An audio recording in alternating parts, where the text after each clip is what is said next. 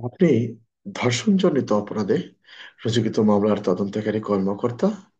আপনার মামলার তদন্তকালে আপনি দেখলেন যে ধর্ষণজনিত অপরাধের সাথে পেনাল কোডের 326 ধারার একটি অপরাধ প্রমাণিত হয়েছে। আপনার করণীয় কি? আসলে আপনি সমস্যায় পড়ে গেছেন এই মামলাটি নিয়ে। আপনি কি করবেন? আপনি যে কাজটি করতে পারবেন সেটি হলো এই নারী ও শিশু নির্যাতন দমন আইনের 27-3 ধারায় উল্লেখ করা আছে যে নারী ও শিশু নির্যাতন দমন আইনে রুজুকৃত মামলার অপরাধের সাথে অন্য একটি আইনের অপরাধ এমন ভাবে প্রমাণিত হয়েছে যে ন্যায় বিচারের স্বার্থে এটি বিচার করা প্রয়োজন।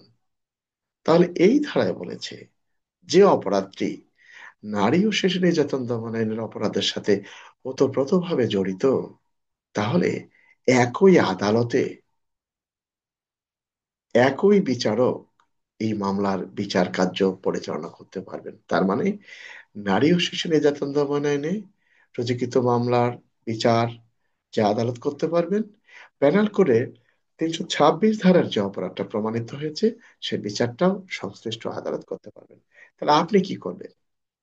আপনি তদন্তকারী কর্মকর্তা হিসেবে আপনার অভিযোগ পত্রে নারী ও শিশু নির্যাতন দমন আইনে রুজুকৃত মামলা অর্থাৎ ধর্ষণ মামলার চার্জশিট বা অভিযোগপত্র দাখিলের সময় পেনাল কোডের 326 ধারার যে অপরাধটা প্রমাণিত হয়েছে সেটা একই চার্জশিটে আপনি উল্লেখ করে আদালতে চার্জশিট দাখিল করবেন।